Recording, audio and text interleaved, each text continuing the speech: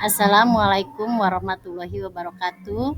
Saya Aryani SPD, kelas 10 dari kelompok Parung dari Sekolah SMP Negeri 1 Pebayuran akan menyampaikan analisis tentang pengambilan keputusan. Analisis pengambilan keputusan diambil dari kasus 4. Di perpustakaan sekolah, Rara sedang bertugas sebagai petugas piket kebersihan kelas. Saat sedang merapikan meja, ia menemukan sebuah dompet berisi uang di bawah kursi. Tanpa pikir panjang, Rara mengambil dompet tersebut dan menyimpannya di tasnya. Menganggap itu adalah rejeki nomplok, karena tidak ada orang lain yang melihat. Beberapa saat kemudian, terdengar pengumuman dari Bu Sri, guru perpustakawan, bahwa Nina, salah satu siswa kelas lain, kehilangan dompetnya saat membaca buku di perpustakaan. Tari, yang kebetulan berada di perpustakaan sejak awal, melihat jelas saat Rara mengambil dompet tersebut dan memasukkannya ke tas. Kini Tari menghadapi dilema. Di satu sisi, ia tahu bahwa dompet itu milik Nina, dan kejujuran adalah nilai yang harus ditegakkan.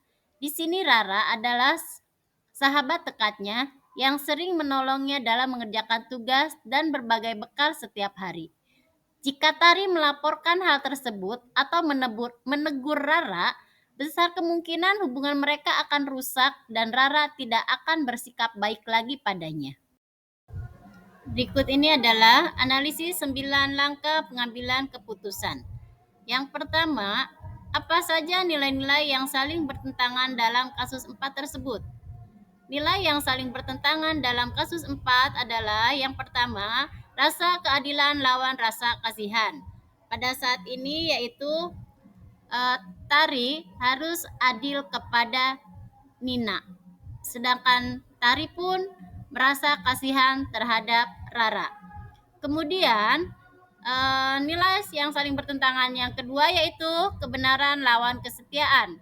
Di sini Tari ingin mempertahankan nilai kebenaran bahwa hal yang dilakukan oleh Rara tidak benar.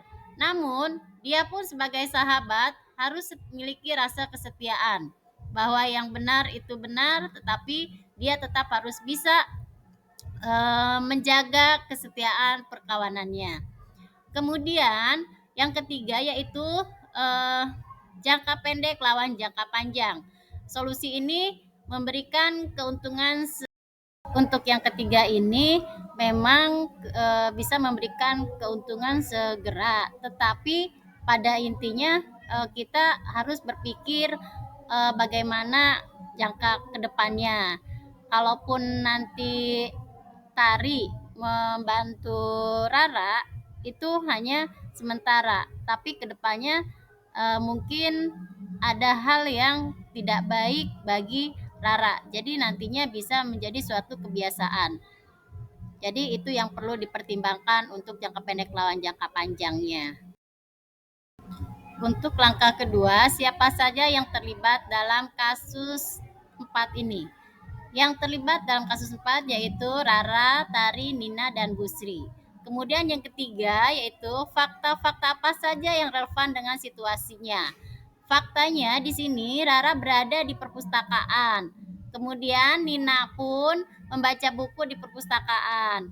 Dan yang ketiga di sini Tari melihat dompet Nina tertinggal dan melihat Rara memasukkannya ke dalam tas. Langkah yang keempat yaitu pengujian benar atau salah yang dapat dilakukan yaitu dengan uji etika. Adapun tujuannya sebagai berikut. Uji legal. Yang pertama uji legal. Apakah kelakuan Rara itu melanggar hukum atau tidak? Kemudian yang kedua adalah uji regulasi. Di sini apakah kelakuan Rara sudah sesuai dengan kode etik atau kebijakan sekolah. Yang ketiga adalah uji intuisi. Di sini kita berkaitan dengan hati nurani, apa yang dilakukan oleh Rara dan apa yang dirasakan oleh Tari. Yang keempat adalah uji publikasi. Di sini bagaimana jika keputusan yang kita lakukan itu dibaca atau banyak orang yang tahu gitu ya. Jadi di sini harus mempertimbangkan uji publikasi juga. Kemudian yang kelima adalah uji panutan atau idola, di mana di sini seorang pemimpin harus menjadi contoh atau panutan bagi orang-orang yang dipimpinnya.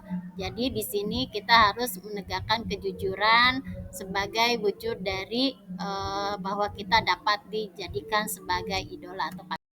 Langkah yang kelima yaitu pengujian paradigma benar lawan benar yang dapat dilakukan. Yang pertama yaitu individu lawan masyarakat. Di sini istilahnya Rara harus bisa menjaga sikap, karena pada dasarnya nanti Rara itu juga akan terjun ke masyarakat.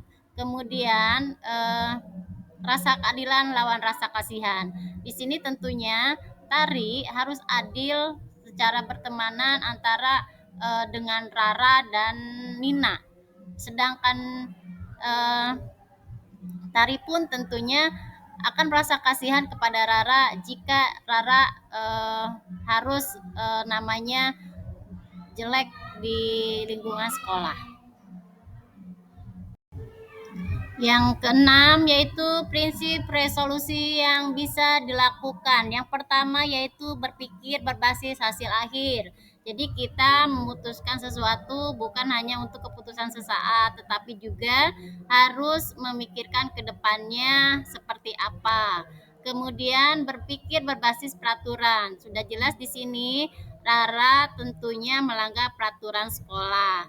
Yang ketiga adalah berpikir berbasis rasa peduli. Tari tetap harus menjaga rasa kepeduliannya terhadap Rara dan Nina. Jadi dua-duanya harus dipertimbangkan.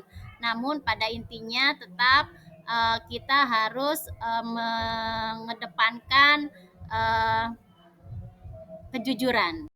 Langkah ke-8 yaitu keputusan akhir yang dapat saya ambil yaitu menyampaikan kepada Rara bahwa tindakannya adalah salah. Ia harus jujur untuk mengembalikan dompet Nina. Kemudian pelajaran yang dapat saya ambil dari keputusan ini adalah dalam mengambil keputusan, seorang pemimpin harus memperhatikan langkah-langkah dan prinsip-prinsip pengambilan keputusan, tidak hanya berdasarkan kira-kira atau suka tidak suka dengan langkah-langkah dan prinsip-prinsip pengambil keputusan. Nantinya keputusan kita itu insya Allah tidak merugikan orang lain dan dapat dipertanggungjawabkan. Demikianlah analisis pengambilan keputusan dari kasus 4. Terima kasih. Assalamualaikum warahmatullahi wabarakatuh.